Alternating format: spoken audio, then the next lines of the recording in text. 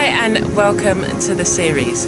Today you're going to be learning about, and I'm going to show you how it looks as a small plant. So let's get started and get on with the tour. Hey there, it's Amanda here. Welcome to another day in my garden. As part of the 31 days of, the different plants in my garden, this is a really lovely one. This is called Scaevola. It's also known as, bitter sea cabbage. That's it. But it's got that kind of growth that it spreads. So I had just a cutting, so literally a piece like this, and this is what has developed. I had two, didn't I? And the trunks have got really thick. I've seen it grow to about 2 meters. So I'm not sure whether I can move it. What I'll do is I'll take cuttings and I'm going to spread it around the garden in places that I want there to be, this kind of bush. It has some really pretty white flowers, and it has fruit. So you can see the white fruit there. Now apparently you can eat them. Well, you can. I tried. The leaves are so bitter. I tried frying it up, like it's got the feel of spinach. It's got a lovely feel. I love the feel of the leaves, very smooth.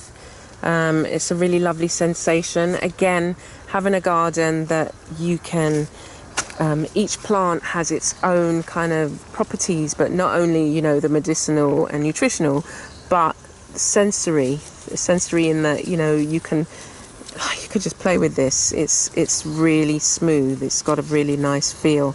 It doesn't feel cold. Does it feel cold? Don't know why I said that. It doesn't feel cold. Obviously when you touch it, it feels cold, but this one that I'm fondling here, it's kind of warmed up. So it's really nice, and it's not one of those plants obviously that it's usually by the coastal regions, so it withstands the salt and the sea spray and the breeze there, so it's that kind of sturdy plant. So touching it and feeling it up is not an issue, and it retains warmth. That's really weird. As I'm feeling it, it feels warm, but I don't know whether that's just me.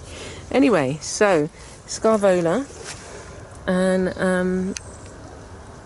what seems to happen is as it's growing, it gets really heavy. Now, whether you can see, let me see if I can get you in there. Oh no, that's a leaf. Let me see here. Okay, yeah, it's a good example. Oh, all over the place there. So what happens is this gets heavy and the branch splits. It doesn't damage this bit doesn't die off. It just then starts to spread this way. So as you can see, I've got to cut off this because it's coming out this way, and then it's sending out additional, so it can't take the weight, but it just kind of spreads slowly. So this is great for hedges and things, or a kind of hedge, a different type of hedge. But I really like it. I never saw this. I saw it by the sea. And it says you can plant, the seeds kind of disperse into the water, and they germinate because they, through the salt water, they need to be like activated or something. That's what I was reading anyway. But yeah, I need to cut this back, and I need to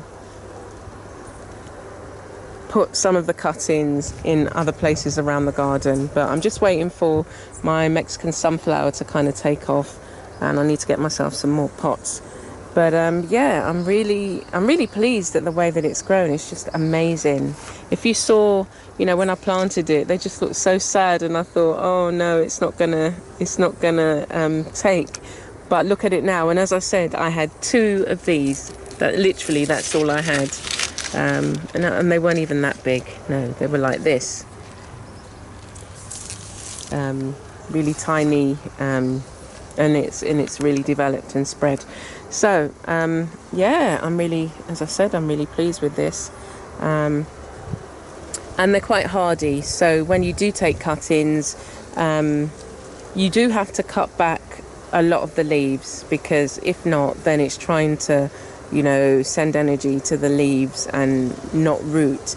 But if you cut back all the leaves, you know, it survives that, and it's happy with that. So okay, so that's it.